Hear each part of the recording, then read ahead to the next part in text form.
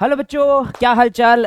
Welcome again to this amazing channel and amazing family of NEETx. बच्चों, मैं हूं आपका zoology master teacher Venky sir.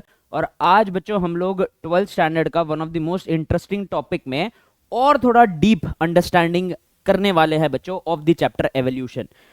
पिछले 3 लेसन्स में बच्चों हम लोगों ने बहुत सारे अमेजिंग अमेजिंग नए कंसेप्ट्स के बारे में देखे।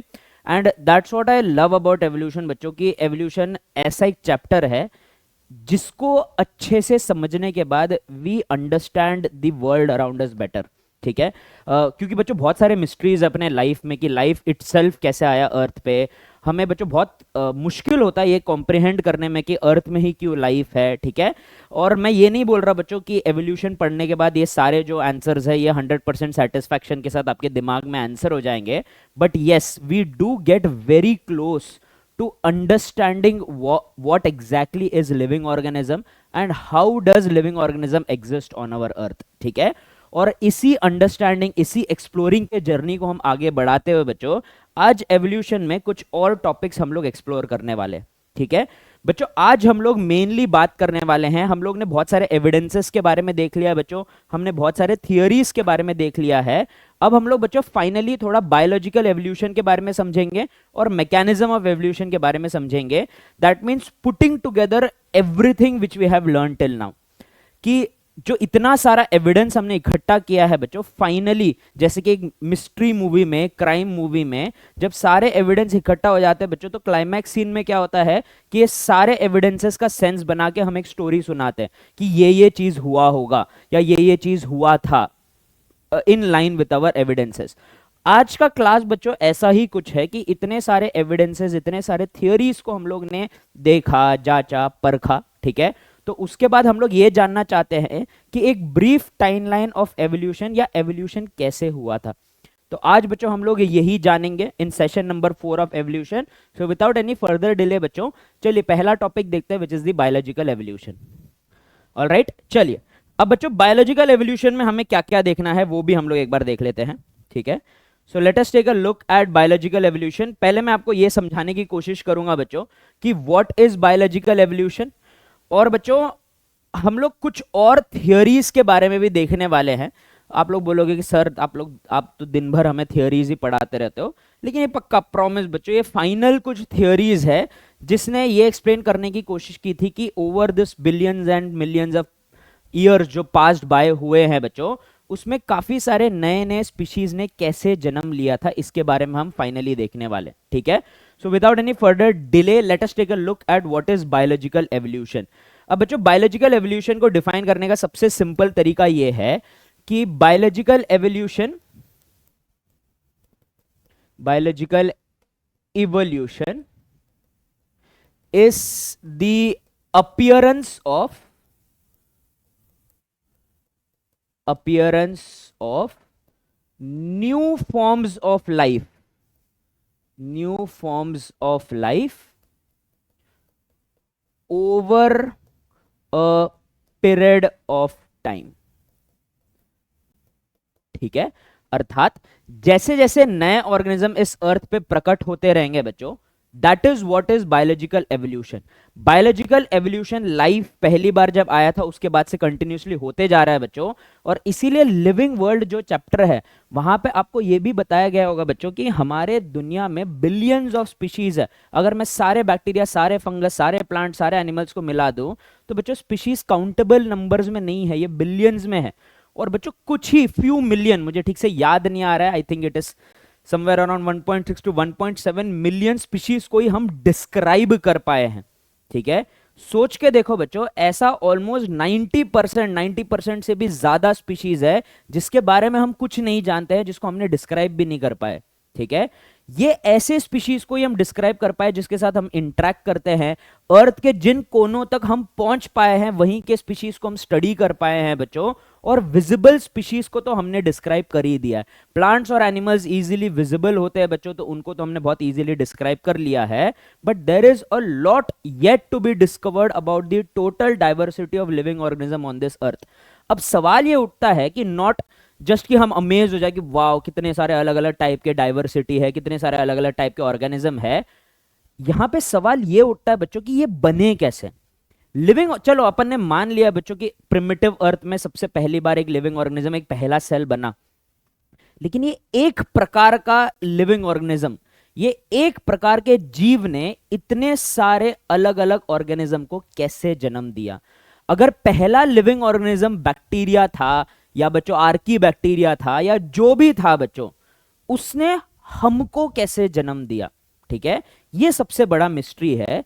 ये समझने के लिए बच्चों हम लोग डार्विन का जो बुक है on the origin of life, इसके काफी सारे कंसेप्ट्स को यूज करते करते समझेंगे। ठीक है, अब बच्चों देखो, जैसे कि मैंने बोला था, डार्विन, ऐसा नहीं था कि Darwin was the first philosopher जिसने एवोल्यूशन के बारे में बात किया था। There were many scientist, there were many philosophers before him जिन्होंने एवोल्यूशन के बारे में एक्सटेंसिवली बात की थी। प्रॉब्लम यह था बच्चों कि वो लोग ने उस भाषा में नहीं समझाया जिस आसान भाषा में डार्विन ने समझाया।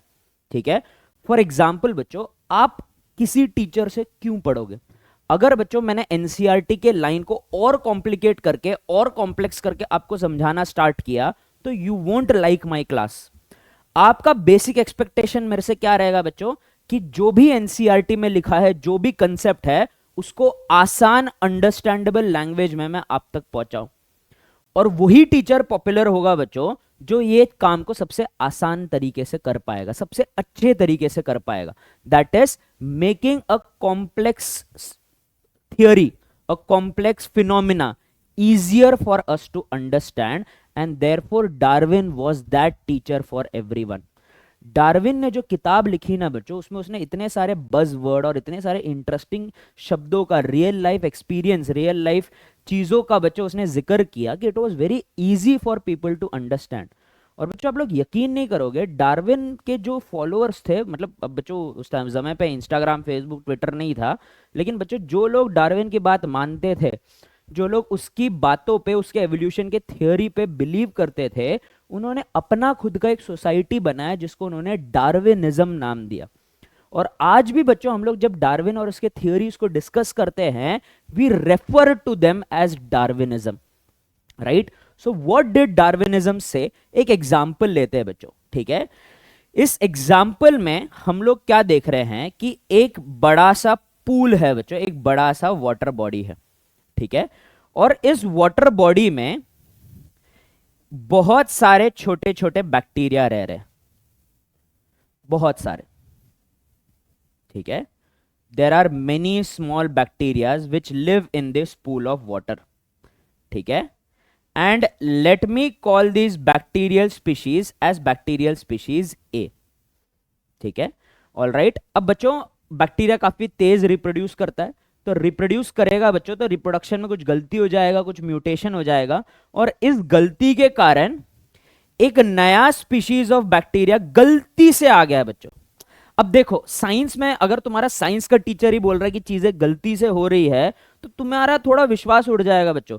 लेकिन याद रखना बच्चों, mistakes happen in every field of science. ठीक है, biology is full of mistakes. Our origin of life is actually a mistake, it is a event जो गलती से हुआ था बच्चों। ठीक है, और वैसे ही हमारे डीएनए रेप्लिकेशन में बच्चों, अपन लोग जब किसी और का कॉपी, अपन लोग जब अपना नोट्स कंप्लीट कर रहे हैं या फिर बच्चों अपना क्लास वर्क कॉपी कंप्लीट कर रहे हैं, हम किसी और का कॉपी लेते हैं और उसको कॉपी करना स्टार्ट कर देते हैं, छापना स्टार्ट कर देते हैं। अब बच्चों जबकि आपके हिसाब से आप पूरे कॉन्सेंट्रेशन से उसको छाप रहे हो, बीच में अगर बच्चों आपको 100 पन्ने लिखना है तो किसी एक दो पन्ने में एक दो शब्द का स्पेलिंग तो आप गलत लिख ही सकते हो। ठीक है, अगर मैं बोलूं बच्चों कि 100 पेज का पन्ना, आपने 100 पेज का एक कॉपी भर दिया है और उसमें आपके 2 स्पेलिंग मिस्टेक होने के चांसेस कितने? आप तो बोलोगे बहुत है सर। ठीक है, और बोलोगे कि सर 2 स्पेलिंग मिस्टेक तो हो के ही रहेगा, वो तो एकदम ही नेचुरल है। सिमिलरली बच्चों डीएनए में हजारों, थाउजेंड्स ऑफ न्यूक्लियोटाइड्स प्रेजेंट होते हैं, तो डीएनए जब कॉपी हो रहा है तो उसमें भी तो गलतियां हो सकती है। तो इन्हीं गलतियों को तो हम लोग mutation, spelling mistake in DNA replication is called as mutation. अब ये म्यूटेशन हुआ बच्चों, म्यूटेशन हुआ तो नए बैक्टीरिया आने लगे, नए टाइप ऑफ बैक्टीरिया आने लगे। अब बच्चों नए टाइप ऑफ बैक्टीरिया आने से कोई हमें दिक्कत नहीं है, there is no problem, all of them are coliving, coexisting, जिसको अपन लोग स्पीशीज बी बुलाएंगे। अब बच्चों स्पीशीज ए जो था, it was suited to live at 37 degree Celsius. Suppose suppose, ठीक है। और स्पीशीज बी जो है वो 37 पे तो रह सकता है बच्चों, लेकिन it can survive up to 45 degree Celsius mutation के कारण। उसके पास एक ही यूनिक प्रॉपर्टी था बच्चों म्यूटेशन के कारण, कि वो 45 डिग्री सेल्सियस को भी सह सकता है। 37 तो सह ही सकता है बच्चों, 45 तक भी सह सकता है। सपोज एनवायरमेंटल कोई चेंज आया बच्चों, आसपास कोई वॉल्केनिक एरप्शन हुआ, या बहुत दिन से बारिश नहीं हुई, या कोई तो रीजन था बच्चों जहां पे यहाँ पे जिसके कारण यहाँ पे एक हीट वेव आ गया। हीट वेव के कारण बच्चों नॉर्मली जो एम्बिएंट टेम्परेचर इस एरिया का 27 से लेके 37 डिग्री सेल्सियस के बीच में था, ये चेंज होके समझ लो एवरेज टेम्परेचर 42 डिग्री सेल्सियस हो गया, समझ लो, ठीक है। अगर ऐसा हुआ तो ए वाले बच्चों हार मान जाएंगे, बोलेंगे कि हम मैक्स टू मैक्स 37 डिग्री सह सकते हैं, उसके ऊपर टेम्परेचर बढ़ा तो हम तो मर जाएंगे, राइट। तो मर गए बच्चों ये लोग। लेकिन ग्रीन वालों ने या बी स्पीशीज ने क्या बोला, हमें कोई दिक्कत नहीं है, हम तो 42 डिग्री सेल्सियस क्या 45 डिग्री सेल्सियस तक भी सरवाइव करेंगे। तो बच्चों आप जब यहां पे कुछ सालों बाद रिटर्न होंगे, over a small period of time और a large period of time, आप क्या देखोगे कि यहां पे ए एग्जिस्ट करता ही नहीं है, अब एक नया वैरायटी एग्जिस्ट करता है जिसका नाम है बी। अब समझ लो बच्चों, आसपास के कोई एरिया में जहां पे ये टेम्परेचर का चेंज नहीं हुआ, वहां पे आज भी ए वाला स्पीशीज था, बहुत पहले से ए वाला स्पीशीज था, लेकिन यहां पे टेम्परेचर चेंज नहीं हुआ है, तो आज भी यहां पे ए वाला स्पीशीज दिखेगा, राइट। दो अलग जगह पे आज मुझे दो अलग अलग स्पीशीज मिल रहे हैं। और बच्चों ये जो बी वाला नया स्पीशीज है, ये आया किससे, ये तो आया ए से ही, लेकिन बच्चों आज इसकी तादाद क्यों बढ़ गई, because of change in nature. Nature में चेंज हुआ तो इसके पास जो म्यूटेशन था, इसके डीएनए में जो गलती था, वो इसके लिए फायदेमंद हो गया बच्चों, ठीक है। मतलब मेरे को इससे एक चीज भी याद आती है, अपने को बहुत बार बोला जाता है कि अपनी गलतियों से सीखो। अपनी गलतियां भी तो अपने लिए लेसन ही हो सकते हैं ना बच्चों, ठीक है। और नेचर इसका बेस्ट एग्जाम्पल है। ऐसे काफी सारे ऑर्गेनिजम्स है बच्चों जिनके जिनके गलतियां उनका सबसे बड़ा एडवांटेज बना, ठीक है। और बच्चों सेम तो बहुत सारे डिस्कवरीज के लिए भी मैं बोल सकता हूं बच्चों।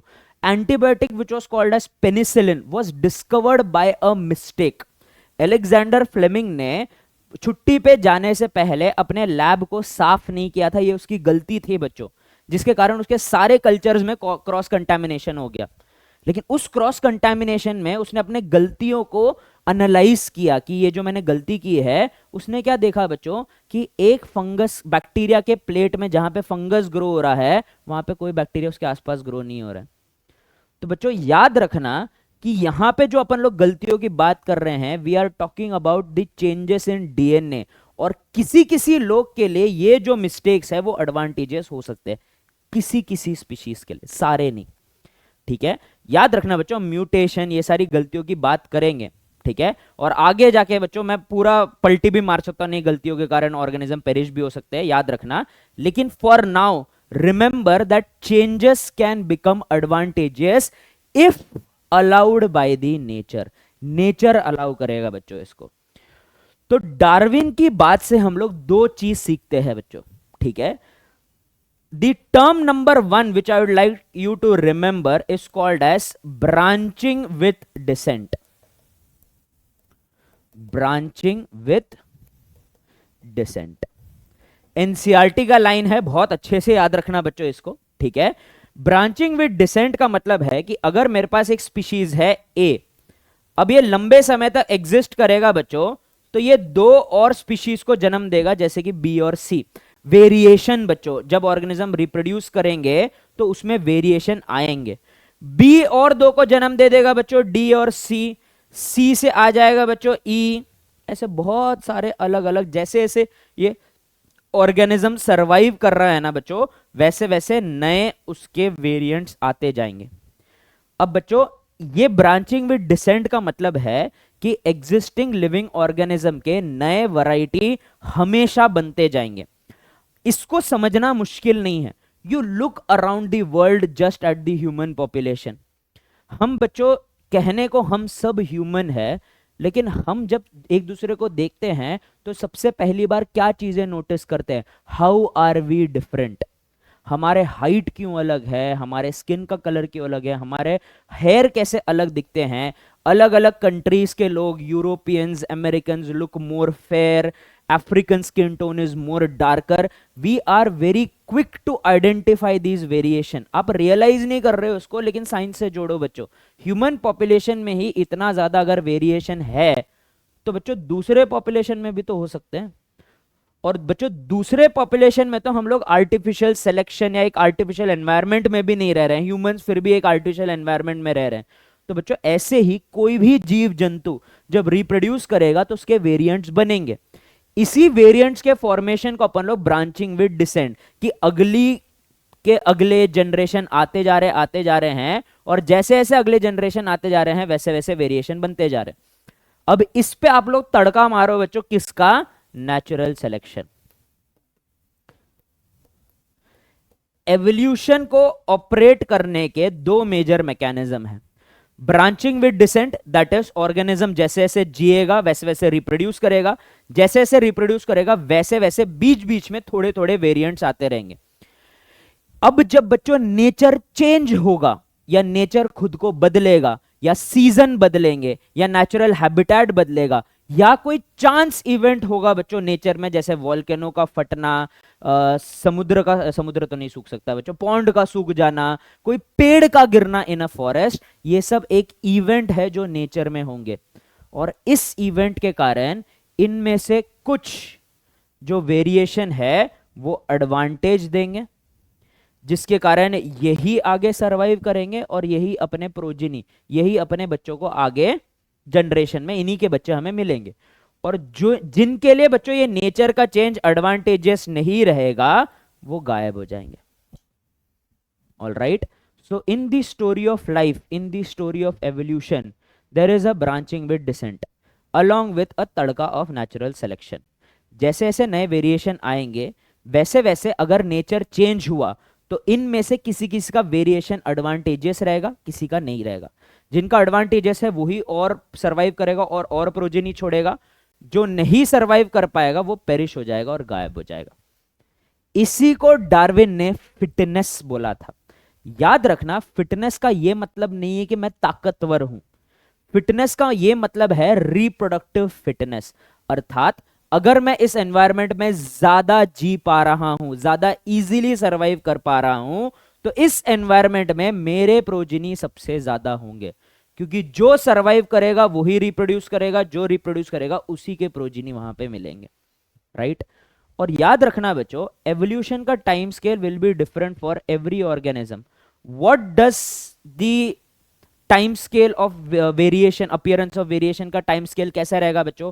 बैक्टीरिया बहुत जल्दी रिप्रोड्यूस करता है, तो उसके वेरिएंट्स जल्दी आएंगे बच्चों। Bacteria reproduce not in a time scale of months, years or decades. It reproduces every minute. तो अगर बच्चों कोई ऑर्गेनिज्म बहुत तेजी से रिप्रोड्यूस कर रहा है तो उसके वेरिएशन भी बहुत जल्दी आएंगे, और अगर बच्चों कोई ऑर्गेनिज्म को रिप्रोड्यूस करने में काफी टाइम लग रहा है तो उसके वेरिएंट्स भी धीरे धीरे आएंगे। इसलिए याद रखना बच्चों कि आपको जो वेरिएंट्स मिलते हैं अलग अलग जानवर के, it depends upon their reproductive power as well. आपको बैक्टीरिया इतने प्रकार के क्यों मिलते हैं? करोड़ों प्रकार के बैक्टीरिया है बच्चों इस दुनिया में। क्यों? क्योंकि वो जल्दी रिप्रोड्यूस करते हैं, इसलिए उनके वेरिएशन जल्दी आते हैं। वैसे अगर मैं एक्सपेक्ट करूं कि हाथी के 100-200 प्रकार हो या ब्लू व्हेल के 100-200 प्रकार हो, not possible, because they do not reproduce so quickly. They reproduce, they take like बच्चों ईयर्स एंड लाइक 10 ईयर्स। एक छोटा मैमल पैदा होने के बाद उसको रिप्रोडक्टिव मेच्योरिटी पहुंचने में भी सालों लग जाते हैं। तो doubling period of the generation is slower for larger mammal, इसलिए उनके वेरिएंट्स आपको बहुत कम मिलेंगे बच्चों। तो क्या तीन चीजें अपने को याद रखना है? पहले तो दो चीजें याद रखो कि बायोलॉजिकल एवोल्यूशन होने के लिए दो मेजर चीजें हैं, branching with descent and natural selection. Branching with descent के कारण नए वेरिएशन आते हैं, और नेचुरल सिलेक्शन के कारण कुछ सरवाइव करते हैं और कुछ नहीं कर पाते हैं। और आखिरी चीज इनमें याद रखना कि एक ऑर्गेनिज्म कितने तेजी से रिप्रोड्यूस करता है, वो डिसाइड करेगा कि उसके अर्थ में कितने वेरिएशन प्रेजेंट रहेंगे।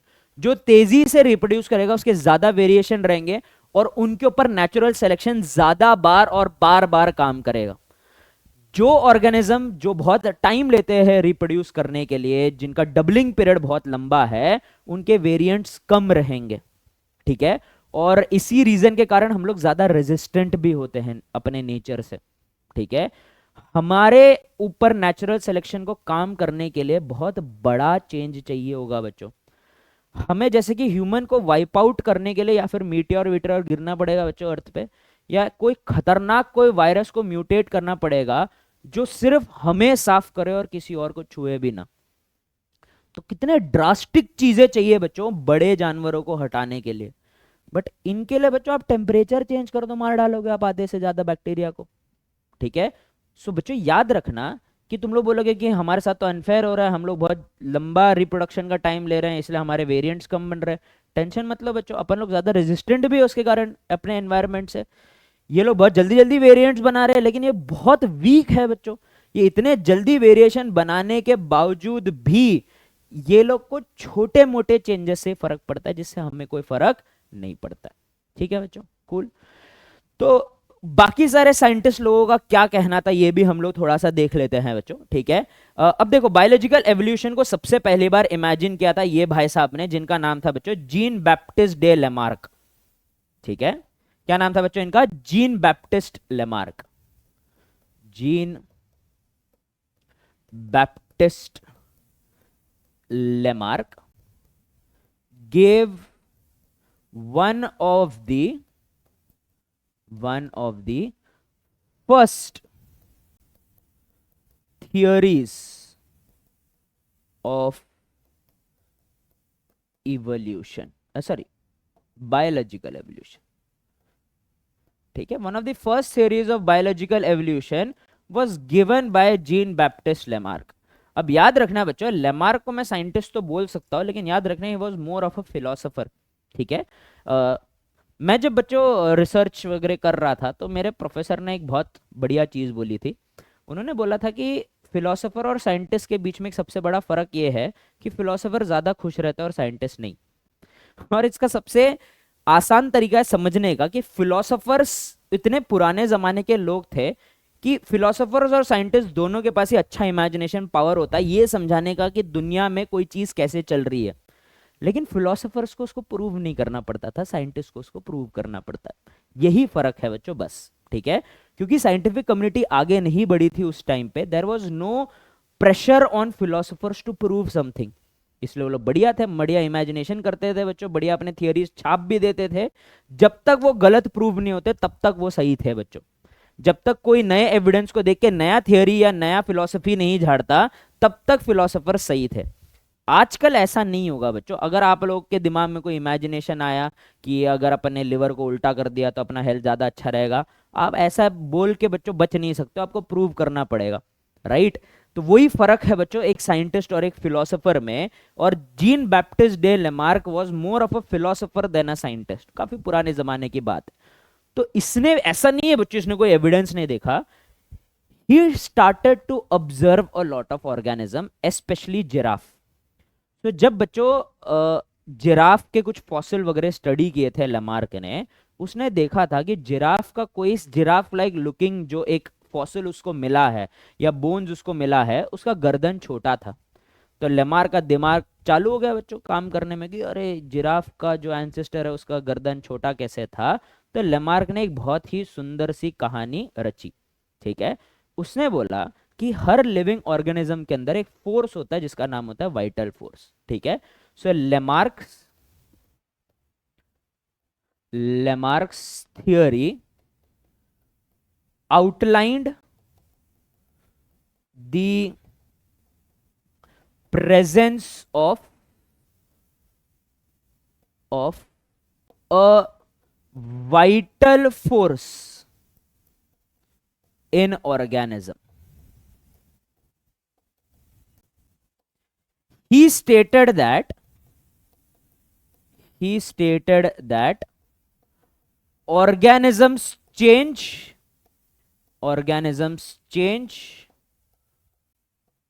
Due to need of the nature, need of the nature and by overusing certain organs। ठीक है, ओवर यूजिंग सर्टन ऑर्गन्स। ठीक है, ये दो चीजें लिख दिया है बच्चों मैंने, अब अपन इसको समझने की कोशिश करते हैं।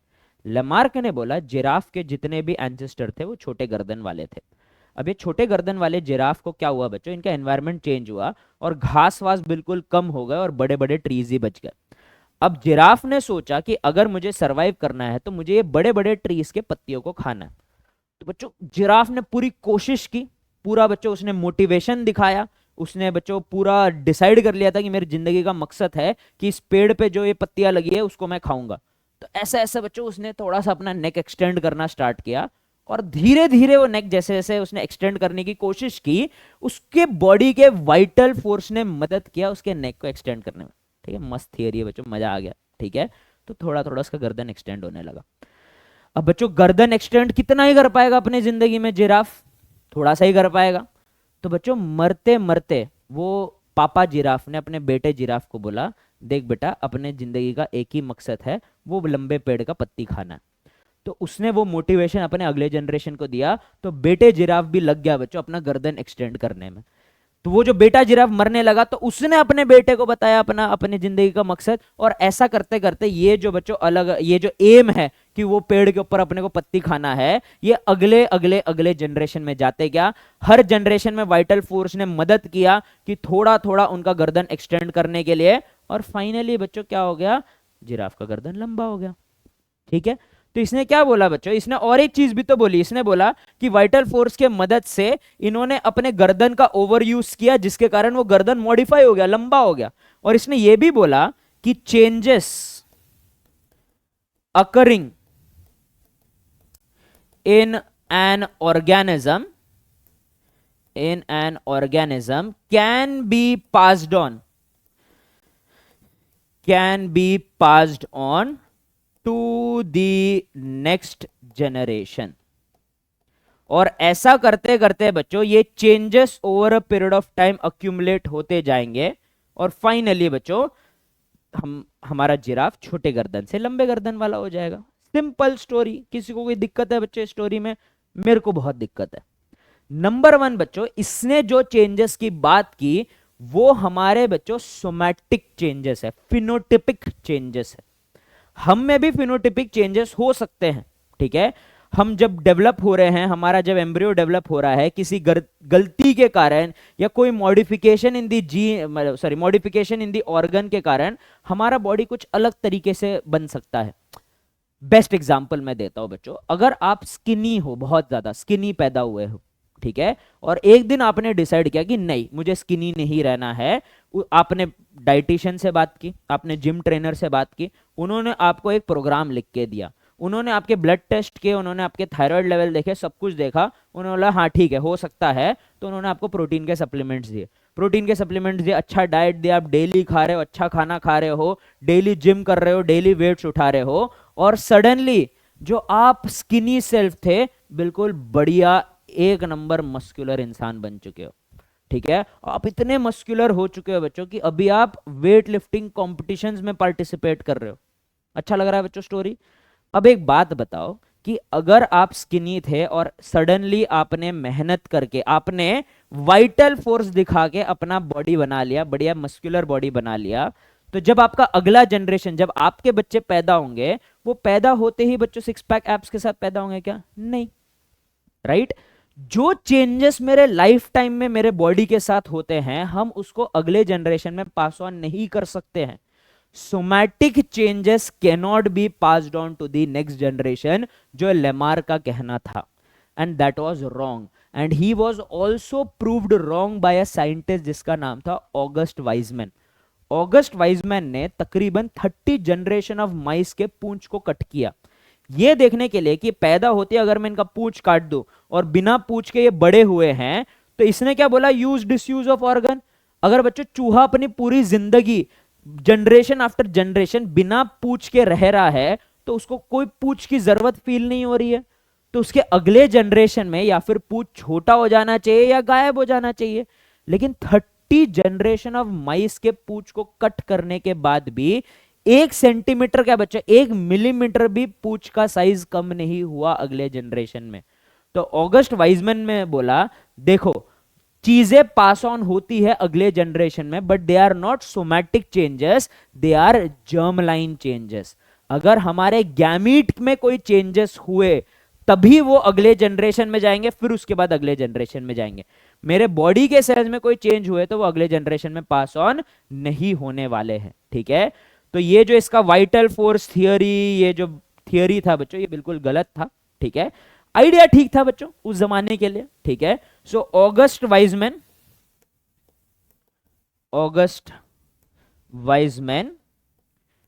proved that somatic changes cannot pass from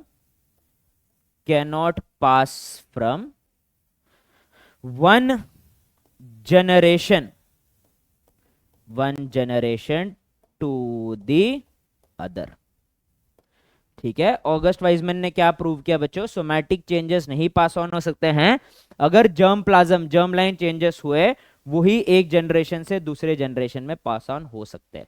I hope this is clear for everyone now. ठीक है, अब अगर किसी के दिमाग में सवाल आ रहा है सर आपने तो प्रूव कर दिया गलत लेमार्क को, फिर ये जिराफ बेचारों का क्या हुआ, ये छोटे गर्दन वाले लंबे गर्दन वाले कैसे हुए, बताऊंगा बच्चों। उससे पहले हम लोग पढ़ लेते हैं डार्विन का थियरी। डार्विन के थियरी को इस्तेमाल करके मैं समझाऊंगा बच्चों कि छोटे गर्दन वाले जिराफ जो एग्जिस्ट करते थे, हाँ एग्जिस्ट करते थे, उनमें से लंबे गर्दन वाले जिराफ कैसे बने। All right, perfect. ठीक है, अब आते हैं बच्चों अपने अगले भाई साहब जो कि है चार्ल्स डार्विन। चार्ल्स डार्विन के बारे में अपन लोग ऑलरेडी 2 बार बात कर चुके हैं। ठीक है, HMS बीगल के बारे में देखा हमने, गैलापागोस आइलैंड के बारे में देखा। ठीक है, अब फाइनली डार्विन का थियरी क्या था। On the origin of life नाम के किताब में डार्विन ने क्या लिखा था एग्जैक्टली, ये समझने की कोशिश करते हैं। अब थोड़ा सा थ्रोबैक, थोड़ा सा कहानी में पीछे रिवाइंड करते हैं बच्चों। याद करके देखो, मैंने बताया था कि डार्विन एक शिप के जर्नी में निकला था जिस शिप का नाम था HMS बीगल। अब बच्चों याद रखना, डार्विन कोई बच्चों बहुत बार शिप में जा नहीं चुका था, उसको आदत नहीं थी। It was also one of the very few times जो इतने लंबे वॉयज पे डार्विन निकला था। ठीक है, और बच्चों कुछ दिनों बाद देखो शिप में होता क्या है कि वेव्स जो होते हैं ना, ये ऊपर नीचे होते रहते हैं। ठीक है, और बच्चों वेव्स जैसे जैसे ऊपर नीचे हो रहे हैं वैसे वैसे शिप भी ऊपर नीचे होता है। लेकिन अगर मैं शिप के अंदर बैठा हूं तो मेरे कानों के जो सेमी सर्कुलर कनाल है उनको ये मूवमेंट फील होता है। लेकिन शिप के अंदर अगर मैं अपने कमरे में बैठा हूं तो सब कुछ मुझे ऐसा ही दिखता है, दैट इज स्टेबल। अर्थात शिप का मूवमेंट मेरे कानों को, मेरे बॉडी को फील हो रहा है, लेकिन मेरे आंखों को दिख रहा है कि कोई मूवमेंट नहीं चल रहा है। मेरे मसल भी मुझे बता रहे हैं कि मैं कोई मूवमेंट नहीं कर रहा हूं। तो ब्रेन बेचारा कंफ्यूज हो जाता है कि मूवमेंट हो रहा है नहीं हो रहा है, हम कुछ गलत देख रहे हैं या हम हैल्यूसिनेट कर रहे हैं, क्या हो रहा है, जिसके कारण ब्रेन में कंफ्यूजन होने के कारण हमें वॉमिटिंग लाइक फीलिंग आना स्टार्ट हो जाता है। इसे हम लोग कहते हैं सी सिकनेस। जैसे काफी सारे लोगों को बहुत लंबे समय तक गाड़ी पे जर्नी करने पे भी उल्टी आती है ना बच्चों, सिमिलरली बहुत देर तक अगर आप बोट में बैठोगे, आपको आदत नहीं है तो आपको सी सिकनेस होगा। ठीक है, तो डार्विन भाई साहब को खतरनाक सी सिकनेस हो रहा था बच्चों, तो खुद को डिस्ट्रैक्ट करने के लिए उसने एक बुक पढ़ा पॉपुलेशन के ऊपर बाय इकोनॉमिस्ट जिसका नाम था थॉमस मैलिथस। अब थॉमस मैलिथस ने बहुत ही एक अच्छा ऑब्जर्वेशन दिया था। और याद रखना बच्चों कि ये ऑब्जर्वेशन आपको समझाने से पहले एक इंफॉर्मेशन आपको पता रहना चाहिए, कोविड-19 was not the first pandemic on earth. इससे पहले कहीं और कहीं ज्यादा खतरनाक पैंडेमिक आके दुनिया के बहुत बड़े पॉपुलेशन को खत्म करके जा चुके हैं। स्पेनिश फ्लू की बात करो, ब्यूबोनिक प्लेग की बात करो, ये सारे ऐसे बड़े बड़े पैंडेमिक इवेंट्स थे जिसने large chunk of the population को खत्म किया। थॉमस मैलिथस का यह कहना था कि हमारा जो ह्यूमन, कोई भी कंट्री ले लो, कोई भी एरिया ले लो, जब वहां पे ह्यूमन का पॉपुलेशन बहुत कम होता है तो वहां पे रिसोर्सेज बहुत हाई होते हैं, बहुत सारे प्लांट्स होते हैं, बहुत ये समझ लो बच्चों रिसोर्स है, इतने सारे रिसोर्स है, बहुत सारे प्लांट्स है, बहुत अनाज है और पॉपुलेशन बहुत कम है। अब जैसे रिसोर्स बहुत ज्यादा अवेलेबल और पॉपुलेशन बहुत कम है, तो सबको काफी ज्यादा रिसोर्स मिलेगा, तो धीरे धीरे लोगों का पॉपुलेशन बढ़ना स्टार्ट हो जाएगा। और जैसे जैसे लोगों का पॉपुलेशन बढ़ना स्टार्ट हो जाएगा ना बच्चों, तो जो रिसोर्स है वो सबको धीरे धीरे कम मिलना स्टार्ट होगा। ठीक है, अगर बच्चों पहला पॉपुलेशन इतना ही था तो इतना सारा रिसोर्स इतने से लोगों में बट रहा था, लेकिन अगर पॉपुलेशन बढ़ते गया बच्चों, तो जो रिसोर्स है वो तो नहीं बढ़ रहा है बच्चों एक्सपोनेंशियली, तो हर लोग को भी कम रिसोर्स मिलेगा। बेस्ट एग्जांपल अगेन, मैंने जब एआईपीएमटी का एग्जाम दिया था बच्चों, मैंने कंपीट किया था सिर्फ 4 से 5 लाख बच्चों के साथ for approximately the similar amount of medical seats जो आज भी है। ठीक है बच्चों, मैं ये नहीं एक्सपेक्ट कर सकता ना कि पिछले 15-20 साल में बच्चों मेडिकल सीट डबल हो जाए, कॉलेजेस इतने सारे खुल जाए बच्चों, क्योंकि टाइम लगता है इंफ्रास्ट्रक्चर बनने में। लेकिन पिछले 15 सालों में बच्चों दी नंबर ऑफ एस्पिरेंट्स जो नीट का एग्जाम दे रहे हैं वो तो बढ़ चुके हैं, और एक्सपोनेंशियल नहीं बोलूंगा बच्चों, 2-3 टाइम से बढ़ चुके हैं। अगर बच्चों मेरा कंपटीशन 5 लाख बच्चों के साथ था, तो आपका कंपटीशन 25 लाख बच्चों के साथ है। 4 to 5 टाइम्स बच्चों आपका कंपटीशन इंक्रीज हो चुका है। क्यों? क्योंकि रिसोर्स उतने इजीली नहीं बढ़ते हैं जितना पॉपुलेशन बढ़ता है।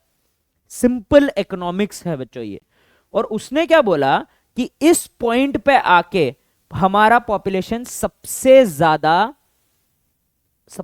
वल्नरेबल हो जाता है। अब बच्चों इस पॉइंट पे क्या हुआ, जब पॉपुलेशन भी उतना ही है जितना अपने पास रिसोर्स है, कोई भी इवेंट इस पॉपुलेशन के ऊपर बहुत बड़ा इंपैक्ट क्रिएट करेगा, जिसके कारण एकदम से पॉपुलेशन डिक्लाइन हो जाएगा। For example pandemic. अगर बच्चों एक खाली सिटी जिसमें सिर्फ 15 लोग रह रहे हैं उसमें अर्थक्वेक आए, तो सबके बचने के चांस बहुत हाई है। लेकिन एक भरा हुआ पैक्ड सिटी जहां पे एक छोटे से एरिया में ही हजारों लाखों लोग रह रहे हैं, अगर उसमें अर्थक्वेक आएगा तो लॉस ज्यादा होगा, लॉस ऑफ लाइफ ज्यादा होगा। सेम चीज बोला, पॉपुलेशन बढ़ा, कुछ तो बड़ा इवेंट हुआ जिसके कारण पॉपुलेशन उतना इजीली इंपैक्ट हुआ कि पॉपुलेशन कम हो गया। ठीक है, ऑल राइट। तो थॉमस मैलिथस की ये जो ऑब्जर्वेशन थी बच्चों ह्यूमन पॉपुलेशन के ऊपर, ये हमारे डार्विन भाई साहब को काफी पसंद आई। ठीक है, ऑलराइट, जस्ट अ सेकंड ना बच्चों। तो डार्विन कैसे इन्फ्लुएंस होके उसने क्या बताया बच्चों एवोल्यूशन के बारे में, ये हम लोग थोड़ा सा समझ लेते हैं। आई मीन हमें यह समझना है कि what according to Darwin was the flow of events for biological evolution. ठीक है, तो डार्विन ने सोचा बच्चों कि थॉमस मैलिथस ने बोला कि एनवायरनमेंट और रिप्रोडक्शन का इफेक्ट अगर ह्यूमन पॉपुलेशन के और उनके इकोनॉमिक्स के ऊपर पड़ सकता है, तो सारे पॉपुलेशन के ऊपर, सारे जानवरों के ऊपर, सारे ऑर्गेनिज्म के ऊपर क्यों नहीं अप्लाई हो सकता। तो उसने भी बच्चों कुछ स्टेप्स दिए। ठीक है, डार्विन ने सबसे पहले बोला बच्चों कि रिसोर्स जो होता है कोई भी नए एनवायरनमेंट में, किसी भी एनवायरनमेंट में काफी ज्यादा होता है, जिसके कारण ऑर्गेनिज्म इस रिसोर्स को यूटिलाइज करते हैं। यूटिलाइज करने के कारण उनका पॉपुलेशन बहुत जल्दी जल्दी बढ़ते जाता है। ठीक है, सो पहला क्या होता है बच्चों, सबसे पहला तो होता है अवेलेबिलिटी ऑफ रिसोर्सेस। सबसे पहला क्या होता है बच्चों, अवेलेबिलिटी ऑफ रिसोर्सेस होता है। ठीक है, अवेलेबिलिटी ऑफ रिसोर्स जब रहेगा बच्चों, तभी क्या होगा, ओवर प्रोडक्शन होगा। ओवर प्रोडक्शन ऑफ ऑर्गेनिजम्स, अर्थात ऑर्गेनिज्म का पॉपुलेशन जो है बच्चों वो बहुत तेजी से बहुत बड़ा हो जाएगा। अगर ऑर्गेनिज्म का पॉपुलेशन बहुत तेजी से बहुत बड़ा हो गया है, तो उसके कारण क्या हो जाएगा बच्चों, ऑर्गेनिज्म क्या फेस करेंगे, ऑर्गेनिज्म बहुत ज्यादा कंपटीशन फेस करने वाले हैं। ठीक है, so there is competition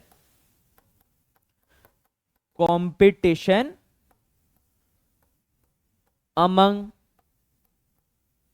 organisms.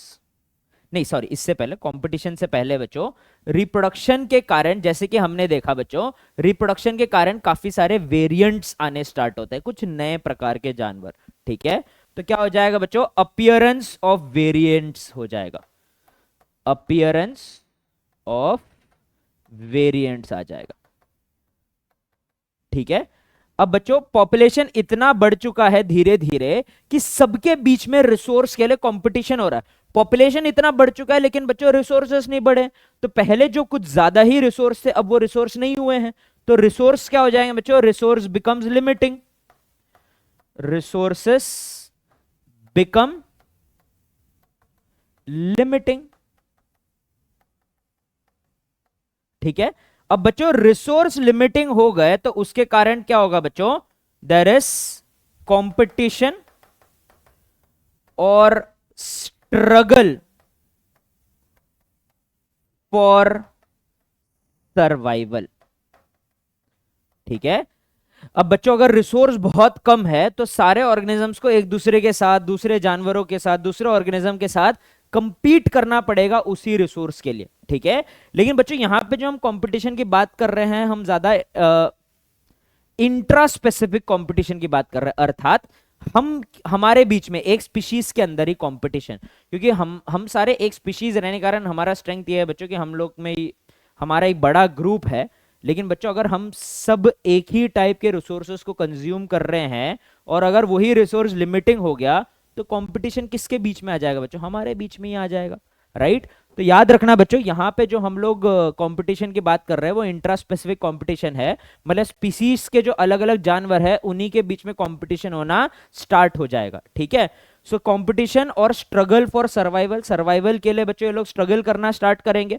अब बच्चों ये इतने सारे जो वेरिएंट्स आए थे उनमें से कुछ वेरिएंट ज्यादा बेटर सरवाइव करने की कैपेबिलिटी रखेंगे, तो जो ऑर्गेनिज्म सरवाइव करने का बेटर कैपेबिलिटी रहेगा नेचर बोलेगा कि आप सेलेक्टेड हो, आप मुंबई आ सकते हो। ठीक है, सो क्या हो जाएगा बच्चों, survival of the fittest by natural selection, survival of the fittest sponsored by natural selection. तो बच्चों जो वेरिएंट सबसे अच्छा फिटनेस दिखाएगा, सबसे अच्छा अडेप्टेबिलिटी दिखाएगा एनवायरनमेंट के हिसाब से, वही सरवाइव करेगा, वही अपने और प्रोजेनी छोड़ेगा। जिस रीजन के कारण बच्चों ये जो नया वेरिएंट था इसी के प्रकार के और प्रोजेनी आ जाएंगे और धीरे धीरे एक नया स्पीशीज बन जाएगा। So the end product of evolution is formation of new species. What is the end product of biological evolution according to Darwin? The formation of new species, जिसको हम लोग बुलाते हैं स्पीसिएशन।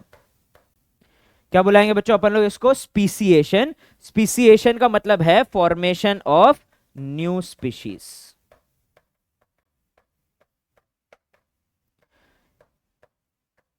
डार्विन के अकॉर्डिंग ऐसा simultaneously हजारों जगह होता है, करोड़ों टाइप के हैबिटेट है बच्चों इस अर्थ में, और हर जगह खुद का struggle of existence of organism चल रहा है। इसलिए साइमल्टेनियसली ये चीज इतने जगह पे हो रहा है कि हजारों नए स्पीशीज का फॉर्मेशन धीरे धीरे over a period of time होते जाता है। और याद रखना बच्चों, अब डार्विन ने एग्जैक्टली हमें ये नहीं बताया कि what are the source of variation, कि ये वेरिएंट्स आते कैसे हैं, लेकिन अकॉर्डिंग टू डार्विन द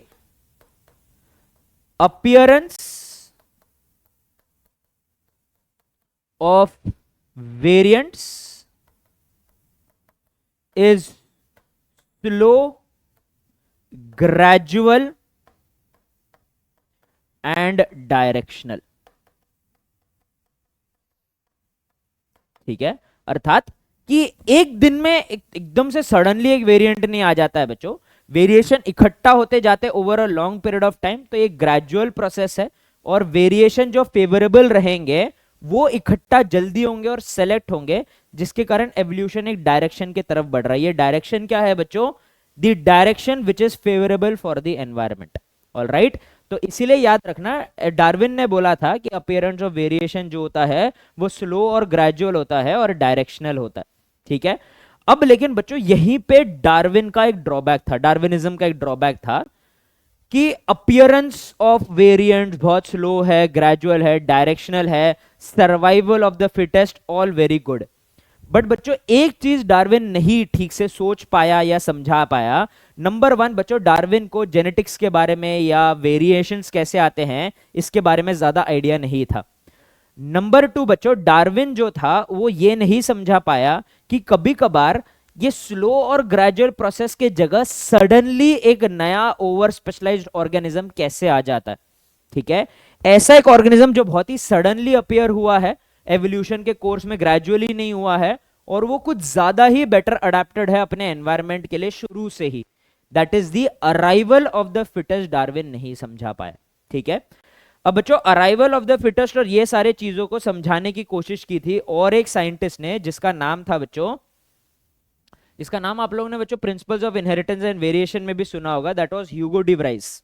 ठीक है, सो म्यूटेशन थियोरी नाम था बच्चों इसके थियोरी का। Mutation theory was given by Hugo de Vries. ठीक है, ऑल राइट।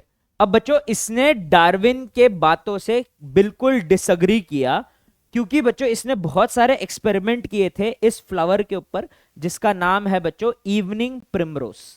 इवनिंग प्रिमरोज के बारे में आज हम लोग जानते हैं कि इस प्लांट का बहुत बड़ा प्रॉब्लम है कि बहुत इजीली म्यूटेट हो जाता है। बाकी सारे प्लांट्स इतना इजीली म्यूटेट नहीं होते हैं, बाकी सारे ऑर्गेनिज्म इतना इजीली म्यूटेट नहीं होते हैं, और मोस्टली म्यूटेशन होने के बाद भी इतने इजीली कैरी नहीं कर पाते। अर्थात हम में म्यूटेशंस यूजुअली बच्चों, अगर ऐसा कोई म्यूटेशन हुआ बच्चों जो कि अपना अपीयरेंस दिखा रहा है, अपना इफेक्ट दिखा रहा है, तो उस म्यूटेशन से 99% मेरा नुकसान होता है बच्चों। ठीक है, इसको म्यूटेशन से ज्यादा फर्क नहीं पड़ता था, उल्टा इसके म्यूटेशन कारण इसके वेरिएशन हो जाते थे। ये वन ऑफ द एक्सेप्शन है जो इतना म्यूटेशन झेल पाता है, और इसका बच्चों बैड लक या बोलो बच्चों ड्रॉबैक ही यही था कि उसने इसी एक प्लांट के ऊपर अपना थियोरी बेस किया था। ऐसा नहीं बोलूंगा बच्चों कि ह्यूगो डी वराइस का पूरा थियोरी गलत था, बट उसने जो उसका इन्फ्रेंस निकाला, उसका जो उसने बॉटम लाइन निकाला बच्चों, उसने इसी के ऊपर बेस किया जो दूसरों के ऊपर डायरेक्टली अप्लाई नहीं होता है। According to this theory, according to this theory, mutation are the only source of variation, and they appear suddenly.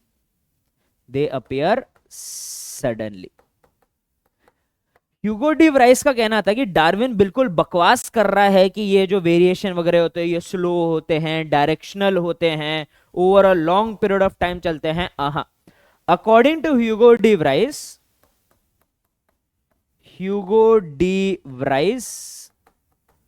stated that saltitation, that is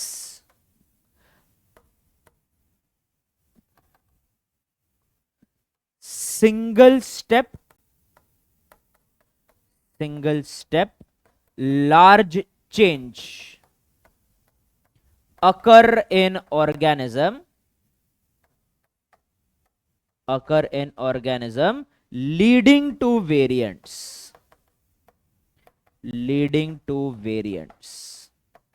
ठीक है, mutations are sudden, random and directionless. कैसे होते हैं बच्चों? Sudden होते हैं, random होते हैं, और किसी स्पेसिफिक गोल या डायरेक्शन की तरफ म्यूटेशन नहीं बढ़ते हैं। So this was the contradiction to the appearance of variants given by Darwin. देखो बच्चों, ऐसा नहीं है कि ह्यूगो डी वराइस गलत बोल रहा था, ह्यूगो डी वराइस सही बोल रहा था कि म्यूटेशंस जो होते हैं वो रैंडम होते हैं, सडन होते हैं, बड़े बड़े चेंजेस ले आते हैं एकदम से। Correct. Are they the only source of variation? No. They are a source of variation but they do not play such a big role जैसा ह्यूगो डी वेराइस ने बोला था, क्योंकि 99% ऑफ द टाइम म्यूटेशन हमारे लिए बुरे होते हैं बच्चों। ये सिर्फ मूवीज में चलता है कि Bruce Banner gamma rays X rays के सामने कूदता है और वो हल्क बन जाता है। असली जिंदगी में बच्चों अगर हमने ऐसा कोई इतने बड़े म्यूटेशन के सोर्स के सामने अगर अपन बैठ गए तो हमें कैंसर होगा बच्चों, हम हल्क नहीं बनेंगे। 99% ऑफ द टाइम म्यूटेशंस हमारे लिए लीथल होते हैं, हमारी जान ले लेते हैं। इसी रीजन के कारण ये कहना कि एवोल्यूशन सिर्फ और सिर्फ म्यूटेशन के कारण हो रहा है गलत था।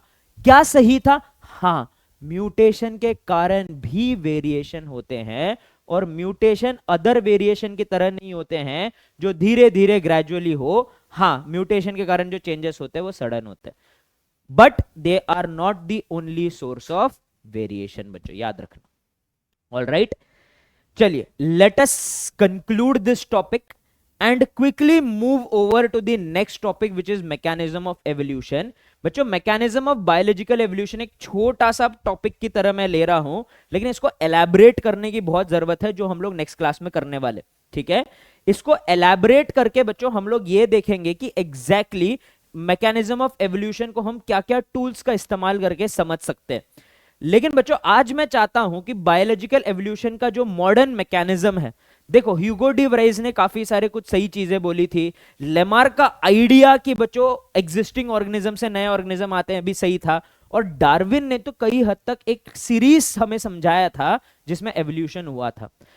इनमें से कौन सही था ये हम नहीं बोल सकते, लेकिन हमें यह पता है कि इन सब ने जो जो थियोरी दिया था, ट्रुथ इनके कहीं पे तो बीच में आता है। तो बच्चों उसके बाद बहुत सारे दूसरे एवोल्यूशनरी बायोलॉजिस्ट, बहुत सारे साइंटिस्ट ने रिसर्च किया, इनके थियोरीज को एज अ गाइडलाइन इस्तेमाल किया, और आज हम लोगों ने बनाया है बच्चों the most advance theory for biological evolution which is called as the modern synthetic theory of evolution. ठीक है, so according to modern synthetic theory of evolution क्या होता है ये हम लोग देख लेते हैं कि the most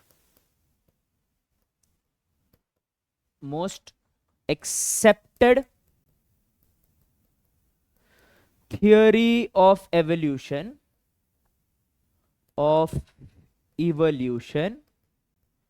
is the modern synthetic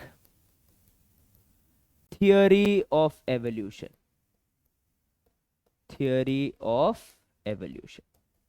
क्या है बच्चों? Modern synthetic theory of evolution सबसे एडवांस और सबसे मॉडर्न थियोरी है बच्चों एवोल्यूशन का। ठीक है, इसको हम लोग अभी समझने की कोशिश करते हैं बच्चों। इन्होंने आउटलाइन किया कुछ स्टेप्स।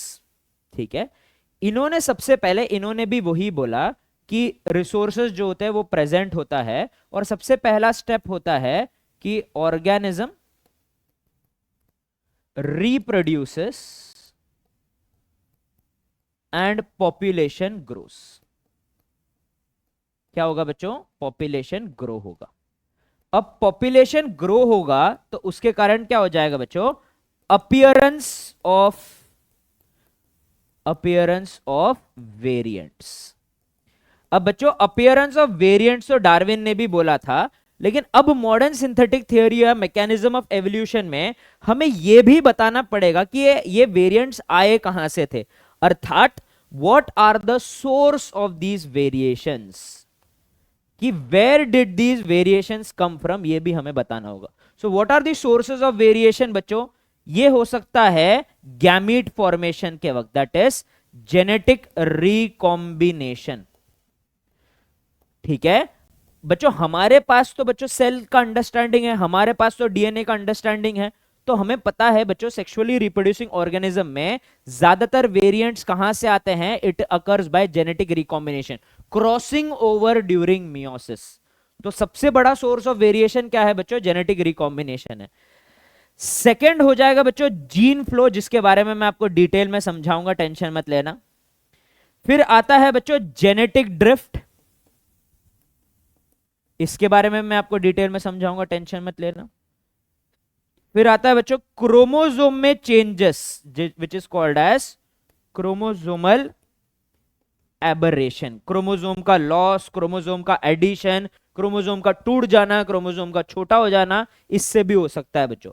और last but not the least Hugo de Vries की बात सुनते हुए म्यूटेशन जिंदाबाद। So these are the 5 major sources of variation.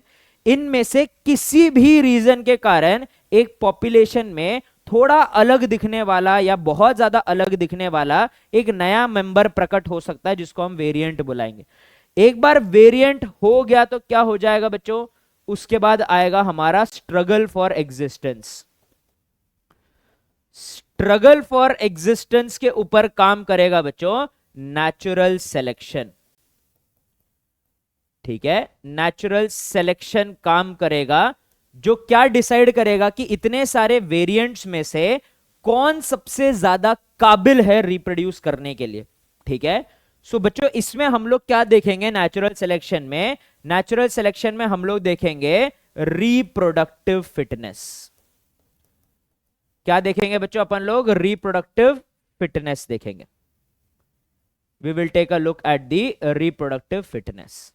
ठीक है बच्चों, रिप्रोडक्टिव फिटनेस देख लिया, उसके बाद क्या होगा बच्चों, नेचुरल सिलेक्शन के बाद और एक स्टेप आएगा according to the modern mechanism, modern synthetic theory of evolution, that is called as isolation या जेनेटिक आइसोलेशन या आइसोलेशन ऑफ वेरिएंट्स, या आप लोग बच्चों रिप्रोडक्टिव आइसोलेशन बुला दो, रिप्रोडक्टिव आइसोलेशन। अर्थात अगर मेरे पास दो अलग अलग रिलेटेड स्पीशीज या वेरिएंट्स है तो दोनों के बीच में जीन का फ्लो नहीं होना चाहिए, अर्थात दो अलग अलग वेरिएंट्स एक दूसरे के साथ रिप्रोड्यूस नहीं करने चाहिए, क्योंकि उसके कारण दोनों के फीचर्स मिक्स होते जाएंगे। अगर दो वेरिएंट्स एक दूसरे से दूर एक लंबा पीरियड ऑफ टाइम ऐसा बिताते हैं जिसमें वो दोनों रिप्रोड्यूस नहीं कर रहे, दोनों के बीच में कोई जीन्स का एक्सचेंज नहीं हो रहा है, तो धीरे धीरे उनमें और चेंजेस आते जाएंगे, इतने चेंजेस आते जाएंगे, इतने चेंजेस आते जाएंगे over a period of time कि दोनों को अब अगर आप लोग ने साथ रखा तो तब भी रिप्रोड्यूस नहीं कर पाएंगे। अर्थात दोनों क्या बन चुके हैं बच्चों, अभी नए स्पीशीज, फॉर एग्जाम्पल डार्विन के फिंचेस। ठीक है, सो रिप्रोडक्टिव आइसोलेशन के बाद क्या होता है बच्चों, speciation, that is formation of new species. All right, so this was the modern synthetic theory and the actual mechanism of evolution जो इस फ्लो में चलेगा। नेक्स्ट क्लास में हमें क्या करना है बच्चों, नेक्स्ट क्लास में हमने जो ये modern synthetic theory of evolution अभी हमने देखा है बच्चों, इसके अलग अलग पार्ट्स को हमें आइडेंटिफाई करना है। हमने समझना है बच्चों कि ये तो ठीक है, ऑलराइट, पॉपुलेशन ग्रूम नहीं बच्चों, ग्रो, सॉरी, ठीक है। तो हमें ये समझना है कि ये वेरिएंट जो होते हैं ये कैसे आते हैं, हमें यह समझना है कि नेचुरल सिलेक्शन कैसे काम करता है, रिप्रोडक्टिव आइसोलेशन कैसे काम करता है और स्पीसिएशन कैसे होगा। ऑलराइट, सो इसी अलग अलग पार्ट्स को हम लोग थोड़ा डाइसेक्ट करके और डिटेल में पढ़ने वाले हैं बच्चों in the next session. That is all for today बच्चों। ठीक है, तो आज हम लोग ने क्या क्या देखा, हमने देखा बायोलॉजिकल एवोल्यूशन कि लेमार्क ने बिलीव किया कि ऑर्गेनिज्म अक्वायर करते हैं कैरेक्टर्स, ठीक है, और ये अक्वायर्ड कैरेक्टर्स अगले जनरेशन में पास ऑन होता है, इसलिए इसके थियरी को ना बच्चों हम लोग इनहेरिटेंस ऑफ अक्वायर्ड कैरेक्टर्स भी बुलाते हैं, जिसको ऑगस्ट वाइजमैन ने डिस्प्रूव किया था। ठीक है, Charles Darwin through his theory of natural selection explained that organism which can adapt better to the environment can pass their gene to the next generation. The inferior variety मतलब जिनके पास उतना अच्छा reproductive fitness नहीं है वो eliminate हो जाएंगे। The theory of mutation was given by Hugo de Vries. The theory states that mutation is random, sudden and inheritable और directionless होता है।